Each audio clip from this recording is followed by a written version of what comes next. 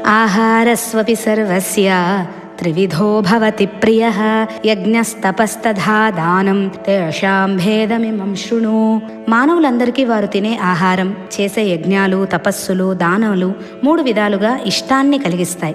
వాటిలో ఉన్న భేదాలను గురించి వివరిస్తున్నాను, శ్రద్ధగా విను అంటున్నాడు కృష్ణుడు.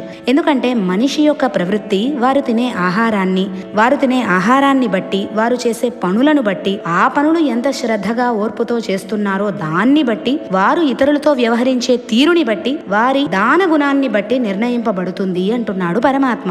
మనం తినే ఆహారం కూడా 3 విధాలుగా ఉంటుంది. శరీరం నిలబడడానికి, ఆరోగ్యంగా ఉండడానికి మితాహారం ముఖ్యం. అసలు తినకపోవడం, అతిగా తినడం రెండూ పనికిరావు. మానవులు అసంకల్పంగా ఒకదానిని, సంకల్పంతో ఇంకొక దానిని శరీరం లోపలికి తీసుకుంటారు. మన ప్రమేయం లేకుండా లోపలికి వెళ్ళేది, బయటకొచ్చేది గాలి, లోపలికి వెళ్ళేది ప్రాణవాయువు, అయితే బయటకొచ్చేది కార్బన్ డయాక్సైడ్. ఈ ప్రక్రియ మన ప్రమేయం లేకుండానే జరుగుతుంది. కానీ ఈ పని ఒక క్రమంగా చేయాలని వేదం, శాస్త్రం సూచిస్తున్నాయి.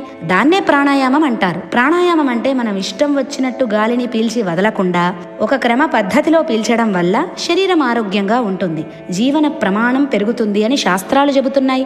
ఈ శ్వాస ప్రక్రియ మన ప్రమేయం లేకుండా జరుగుతుంటే, మనం ప్రమేయంతో జరిగేది ఇంకోటి ఉంది, అది జీర్ణ ప్రక్రియ. దీనికి మనం నోటి గుండా ఆహారం తీసుకుంటాం. ఆ ఆహారం జీర్ణాశయం లోపలికి వెళ్లి జీర్ణమై శరీరం అంతటా శక్తి రూపంగా వ్యాపిస్తుంది. ఈ ఆహారం తీసుకోవడం కూడా ఇష్టం వచ్చినంత కాకుండా ఒక క్రమ పద్ధతిలో తీసుకుంటే శరీరం ఆరోగ్యంగా ఉంటుంది. మనం తీసుకునే ఆహారాన్ని 3 విధాలుగా విభజించారు. మొదటిది సాత్విక ఆహారం. అది ఎలా ఉండాలి అనే విషయాన్ని తరువాత శ్లోకంలో కృష్ణ పరమాత్మ తెలియజేస్తున్నాడు.